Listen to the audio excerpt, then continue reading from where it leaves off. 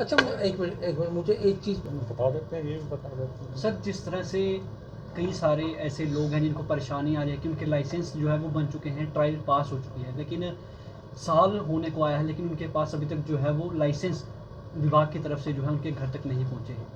इसको किस तरह से देखते हैं? इसमें ऐसा है ना कि जिन लोगों के लाइसेंस जो हैं वो अप्रूव हो चुके हैं, ठीक है, ट्राई के बाद जो अपने ट्रायल में उत्तीर्ण हुए उनके लाइसेंस जो है अप्रूव हो चुके हैं, उनके लाइसेंस जो है हार्ड कॉपी उनको थ्रू रजिस्टर्ड पोस्ट उनके घर पहुंचनी थी। पर उसमें ऐसा है कि जो प्रिंटिंग मटेरियल है, एक कार्ड होता है, एक कार्ड के ऊपर फिल्म एक होती है, उसको प्रिंटिंग होती है उससे, ठीक है ना, वो पूरी यूटी में वो आउट ऑफ स्टॉक है।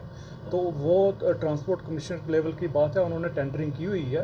तो जब भी किसी को टेंडर अलाट होता है तो मटेरियल आता है तो एज़ पर प्रैक्टिस उनके घरों में जो लाइसेंस है वो पहुंच जाएगा। जब तक लाइसेंस नहीं पहुंचता है तो मैं जो एप्लीकेंट है या जिनके लाइसेंस जो है वो अप्रूव हो चुके हैं, मैं उनको यही हिदायत करूंगा कि ministry of information and technology का एक गवर्नमेंट का एक आर्डर भी है और ट्रांसपोर्ट कमीशन साहब का भी एक आर्डर है और उन्होंने डीआईजी ट्रैफिक को भी लिखा हुआ है कि जब तक इनके पास लाइसेंस नहीं आते हैं, जो ये डिजी लॉकर में इलेक्ट्रॉनिक फॉर्म में डाउनलोड करके रखें, वो भी as good as hard copy.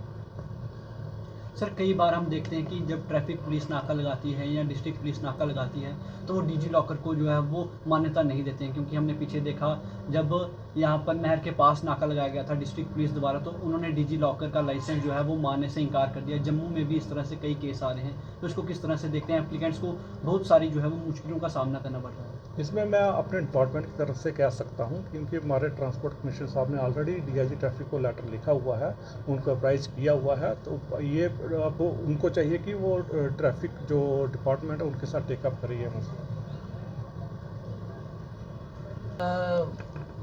RTO साहब, पहले नगरी में ट्रायल होते थे, कई लोग हमें अभी भी पूछ रहे हैं कि नगरी में आजकल ट्रायल नहीं हो रहे, कहाँ पे हो रहे हैं, जिनको लोगों को पता नहीं है कि कहाँ पे हो रहे हैं ये ट्रायल, क्योंकि कुछ लोग नगरी जा रहे हैं जिनको पता ही नहीं है, वो नगरी पहुंच जाते हैं, क्योंकि आप पहले ट्रायल जो थे नगरी ले रहे हो, अब आप दोबारा से जो है आरटीओ ऑफिस में आपने स्टार्ट किया, क्या कारण है इसका? अच्छा, नगरी ट्रायल शिफ्ट करने से पहले आरटीओ ऑफिस में ट्रायल हुआ करते थे, ठीक है ना। पहले ही ऐसा इशू था कि ये जो हमारी ट्रायल ग्राउंड है, ये पीछे वाली, ये मिट्टी की सी कच्ची ग्राउंड थी और बारिश की वजह से कोई स्लिप हो जाता था, कोई कुछ हो जाता था। तो और ये जो फ्रंट वाली रोड है, ये भी इसकी भी जो है ब्लैक टॉपिंग ये उखड़ी हुई थी। तो फिर हमने ट्रांसपोर्ट कमिश्नर साहब से कुछ फंड्स मांगे और जो ट्रायल ग्राउंड है ये इसको ब्लैक टॉपिंग करके अच्छे तरीके से ट्रायल के काबिल बनाया।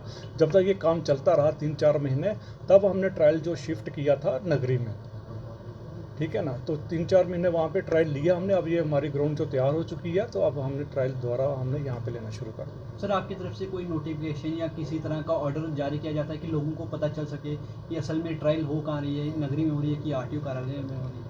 नहीं, इसमें जो ट्रायल का जो प्रिंट आउट निकलता है ना, उसमें लिखा रहता है कि ट्रायल जो है वो आरटीओ ऑफिस कठुआ में है, ठीक है ना। और अगर शिफ्ट होता है या कहीं पे, और हम नोटिस भी इशू कर देते हैं और अपने नोटिस बोर्ड पे लगा रहता है। और अगर ट्रायल की डेट हम शिफ्ट करते हैं, वो भी ऑनलाइन जो है एप्लीकेंट को एसएमएस चला जाता है।